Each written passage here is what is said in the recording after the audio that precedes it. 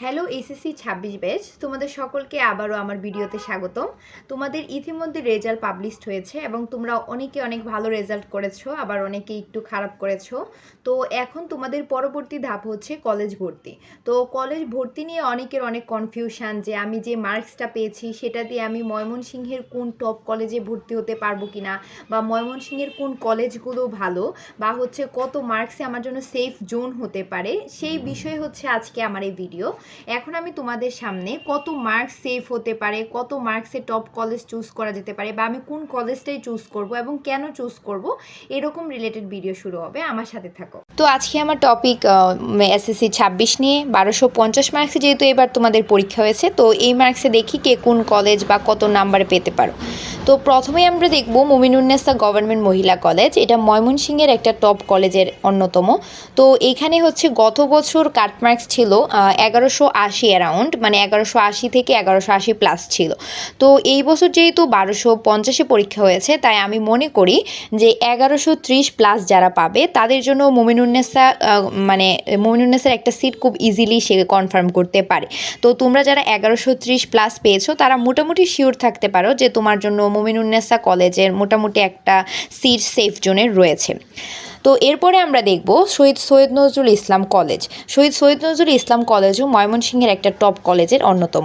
তো এটা হচ্ছে গত বছর কাটমার্কস ছিল ১১৭০ প্লাস, অ্যারাউন্ড ১১৭০-১১৭০-এর উপরে। তো এবার হচ্ছে যেহেতু ১২৫০, তাই ১১২০ প্লাস যারা পাবে বা ১১২০ অ্যারাউন্ড যারা পাবে তাদের জন্য সৈয়দ নজরুলের একটা সিট মোটামুটি কনফার্ম হতে পারে। তো তোমরা যারা ১১২০ প্লাস পাবে তাদের জন্য সৈয়দ নজরুল মোটামুটি ধরে রাখতে পারো।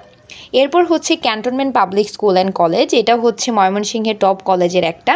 এটার গত বছর কাটমার্কস ছিল ১১৫০ প্লাস, মানে ১১৫০-এর উপরে যারা পেয়েছে।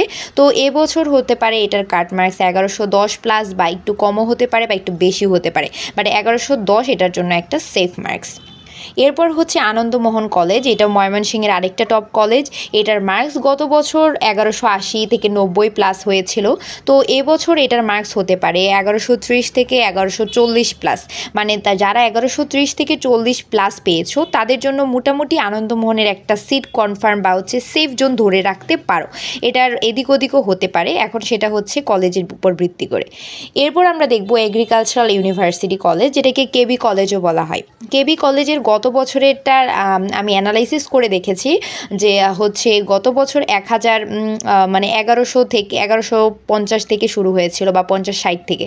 তো এবছর ১০৮০ প্লাস বা হচ্ছে ১০৯০ যারা পাবে, বা ১০৭০ প্লাস, তাদের জন্য কেভি একটা কনফার্ম। আচ্ছা, তারপর হচ্ছে নটরডেম কলেজ ময়মনসিংহ। এটাও একটা ভালো কলেজ। এটার হচ্ছে নিজস্ব ভর্তি প্রক্রিয়া থাকে, কিন্তু তবু আমি বলবো যারা ১০১০ প্লাস বা ১০০০-এর উপরে মার্কস পেয়েছো তারা মোটামুটি নটরডেমকে নিশ্চিত বা একটা কনফার্ম ধরতে পারো। এরপর হচ্ছে royal media college. Royal media কলেজেরও হচ্ছে মার্কস তাদের নিজস্ব অনুযায়ী হয়, বাট ১০০০-এর উপরে যারা পাবে বা ৯৯০ প্লাস তারা নিতে পারো। এরপর হচ্ছে আলমগীর মনসুর মিন্টু কলেজ, যেটা হচ্ছে তোমার গত বছর এটার মার্কস ছিল হচ্ছে তোমার ধরো ১১৪০ ১১৩০ থেকে। তো এবার হচ্ছে ১১৫০ প্লাস পেলে তুমি মোটামুটি একটা সেট কনফার্ম করতে পারবে। এরপর হচ্ছে ময়মনসিংহ গভর্নমেন্ট কলেজ। এখানে মোটামুটি হালকা একটু ভালোই মার্কস লাগে, আগের বছর অনুযায়ী ভালোই লেগেছিল। তো আমি এবার মনে করছি যে ১১০০ প্লাস বা ১১০০-তে যত মার্কস পাবে তারা হচ্ছে মোটামুটি একটা সিট পাবে। এরপর অ্যাডভান্স রেসিডেন্সিয়াল। এখানে হচ্ছে তোমরা ৯৫০ প্লাস, ৯৫০-এর উপরে যারা পাবে তারা হচ্ছে মোটামুটি এখানে একটা সিট কনফার্ম করতে পারবে। এখানে ১০০০ প্লাস লেখাটা ভুল হয়েছে। এটাই ছিল মোটামুটি হচ্ছে ময়মনসিংহ বিভাগের টপ ১০টা কলেজ।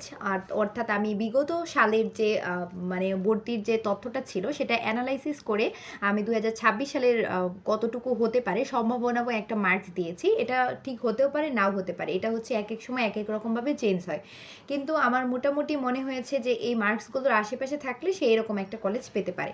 তো তোমরা কে কোন কলেজে পড়তে চাও বা কার কীরকম মার্কস এসেছে সেগুলো হচ্ছে কমেন্টে জানিয়ে দাও। আমি সবাইকে আনসার দেওয়ার চেষ্টা করব। আমার সাথে থাকার জন্য সকলকে ধন্যবাদ।